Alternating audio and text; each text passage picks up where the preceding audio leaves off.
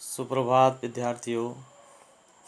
राम लक्ष्मण परशुराम संवाद में 5वें पद की अंतिम 2 पंक्तियों का अर्थ कल शेष रह गया था, उसी को आगे बढ़ाते हुए देखेंगे।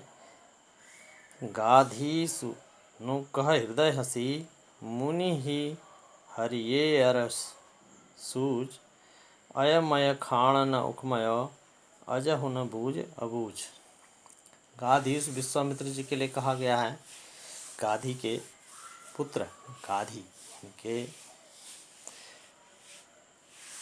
ठीक है, गाधी के पुत्र, गाधी नहीं गाधी, ठीक। गाधीसु न कह हृदय हसी, विश्वामित्र जी मन ही मन हंसते हैं और मन में सोचते हैं कि परशुराम जी को तो सब हरा ही हरा दिख रहा है, अर्थात परशुराम जी को सर्वत्र अपनी ही विजय दिखाई दे रही है। अयमय खाण न उखमय अजहु न बूझ अबूझ। अयमय लोहे से बनी हुई, खाण मन मिठाई होता है और खांड मन तलवार भी होता, खड़क। उखमय रस से भरी हुई या गन्ने से बनी हुई। तो विश्वामित्र जी क्या कह रहे हैं, वह तो परशुराम जी, ठीक है, परशुराम जी तो राम लक्ष्मण जी को रस भरी मिठाई के समान समझ रहे हैं। ऐसा लगता है कि वह उन्हें मुंह में डाल के यूं ही निगल जाएंगे। उनको यह पता नहीं है कि राम और लक्ष्मण तो लौह स्तंभ हैं। कहने का अभिप्राय यह है कि परशुराम जी राम और लक्ष्मण को साधारण व्यक्ति समझ रहे हैं।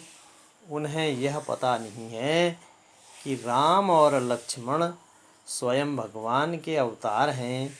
वह स्वयं एक वीर पुरुष हैं। तो इस प्रकार से पद का अर्थ पूरा हो गया। अब इसका काव्य सौंदर्य जानेंगे। काव्य सौंदर्य प्रस्तुत पद गेय और लयबद्ध है। पद में अवधी भाषा का प्रयोग किया गया है। पद में चौपाई और दोहा छंद का प्रयोग किया गया है। प्रस्तुत पद में वीर रस का प्रयोग किया गया है। तुम तो कालु हाँक जन लावा, तुम तो कालु हाँक जन लावा में उत्प्रेक्षा अलंकार है। बार बार मुहि लागी बुलावा में पुनरुक्ति प्रकाश अलंकार है। बार बार मोहि लागी बुलाव में पुनरुक्ति प्रकाश अलंकार है। अयमय खाण, अयमय खाण में उपमा अलंकार है। अयमय खाण में उपमा अलंकार है। पद में यत्र तत्र अनुप्रास अलंकार का समावेश है। पद में राम लक्ष्मण की तुलना लौह के स्तंभ से की गई है। पद में परशुराम जी का अहंकार अर्थात बड़प्पन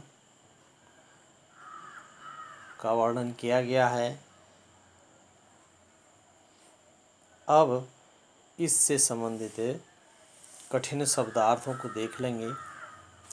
कालु, काल मने काल या यमराज। हाँक मने आवाज़ लगाना। कठोरा मने कटु या तीखे। परशु फरसा या परशुराम जी। दोष, दोष शुद्ध इस प्रकार से होगा। लोगु, लोगो, लोगों, ठीक है। कटुवादी, कड़वा बोलने वाला। बध जोगु, बध करने योग्य। बाँचा, छोड़ा या बचाया या रोका। मरनिहार माने मरने के लिए ही। क्षमय माने क्षमा करें। खर माने दुष्ट या तीखी धार। अकरुण, अकरुण माने जिसमें दया न हो। कोही माने क्रोधी। शील माने प्रेम। गाधीसु, गाधी के पुत्र अर्थात विश्वामित्र जी। हरिहरे, हरा ही हरा अर्थात विजय ही विजय। अयमय, लोहे से बनी हुई। उखमय, रस से युक्त या गन्ने से बनी हुई। खाड़, मिठाई या तलवार। ठीक है, इस प्रकार से ये सारे शब्दार्थों को लिख लेंगे और इसी से संबंधित प्रश्नोत्तर भी हैं, उनको भी सुंदर लेख में लिखना है। पहला सवाल वही है शब्दार्थ से संबंधित, शब्दार्थ लिखें और याद कीजिए जो ऊपर लिखे हुए हैं। दूसरा प्रश्न है निम्नलिखित पंक्तियों में अलंकार पहचानिए और लिखें। अलंकार का नाम लिखना है, ये पद लिखेंगे उसके आगे डैश करके फिर अलंकार, उसमें कौन सा अलंकार है उसको लिख देंगे।